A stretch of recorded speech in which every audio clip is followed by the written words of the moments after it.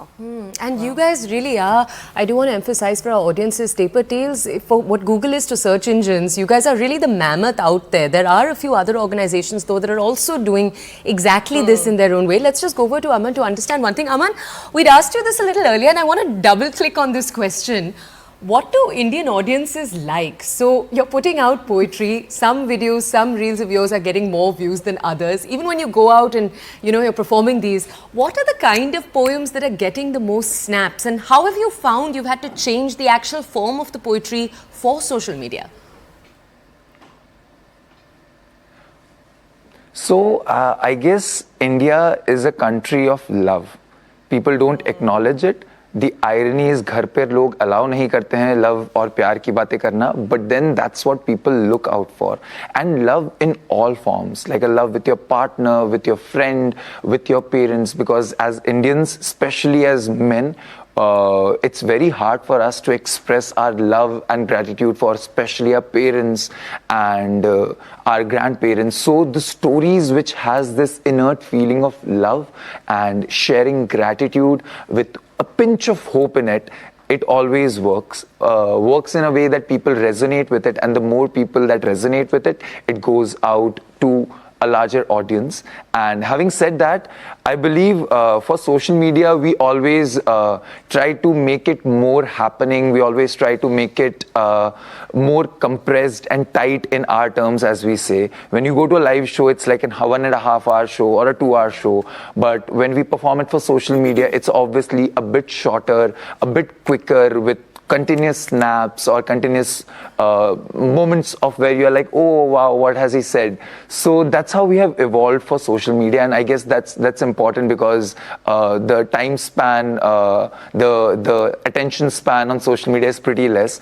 But if you come to a live show, that's a full experience, like 1.5 hours, you would not want to leave, and it's likewise for both the audience and for the performer. Good plug, Aman. Very nice way to tell people to come and join more shows over there. But I like what he said. I almost thought he's going to say heartbreak, because I think that's what gets everybody. It's art, storytelling, stand-up pieces, almost like a concert then, where a lot of hard pouring of emotions are really happening. And I want to understand how this story has gone beyond just India 1, India 2. I'm seeing a lot of talent emerge from tier 3, tier 4 cities as well. Yeah. Regional language is picking up. Isn't that like the next wave? Yeah, it is. I mean, it gives me goosebumps when I, think that what we started in in my living room in Bombay. Now, in the pandemic, actually, we started doing these virtual open mics every Monday on our Instagram page. And I used to host them. And we had people joining in from Raipur, Siliguri, Jabalpur, and I was like, we have an audience there who is writing poetry, and they would tell me these stories about how when they're feeling low, they'll go to the YouTube channel or listen to the storytellers or poets, and they got inspired, and now they have like journals filled with poetry that they're willing to perform, waiting to perform on platforms and stages. So I think the next big thing that's going to happen in the scene is just this scene going hyper-local, where people are coming and sharing their stories in regional languages. There are people coming and sharing stories in Bengali and, Marathi and, all that happening. And that would be absolutely beautiful. I mean, it already is, but at a much, much wider scale, I think. That's quite nice, actually. It's like a dam has opened and you have all these emotions coming out. Sonal and I were actually very lucky. Over the weekend, we went for a shoot, and at that shoot location, there was going to be an open mic. And we saw these young girls come up with poetry written, and the kind of the fear, the shyness, at the same time, the strength that you could see they had to kind of overcome that moment and then perform. It was all very beautiful to watch. Some 13. So it starts very young as well. There's no age bar to this. I mean, in our open mics, there are girls who walk up to me after the show and they say, we fought with our parents and come for this because we really want to do it. And parents still don't understand that there is a career option in storytelling or poetry. So they're like, what are you going to do? You're going to be on stage. That's not cool.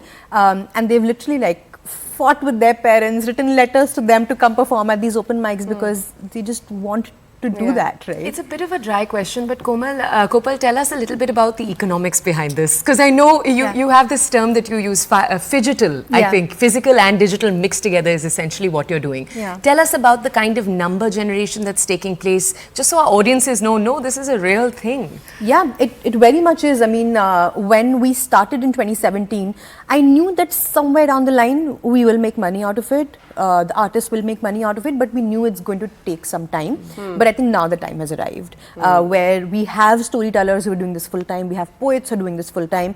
Amandeep, for that matter, did 2 international tours this very year. So, you know, the scene is growing very, very rapidly. And if you ask me for numbers, once you're starting out, I think it's a little slow when you're doing open mics and you're just, you know, getting that visibility. You know, you might be making something around like a 10-20,000, you know, when you're really just starting out.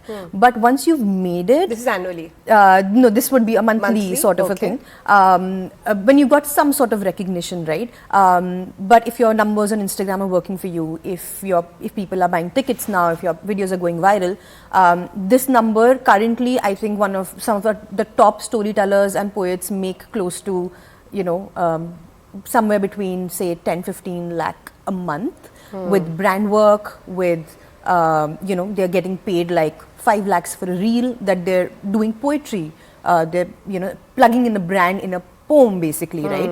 And so yeah, the scale is massive and it's only growing because then these very poets and storytellers will go on to write movies and web series and films, and then they kind of enter that market as well. Yeah, that's actually quite fascinating. And I think one way in which sort of storytelling trumps even open mics and comedy is that sometimes open mics and comedy can get really crass and not the appetite for an average Indian.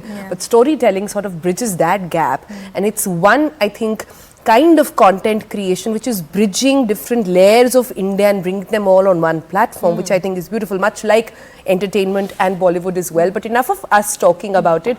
Aman,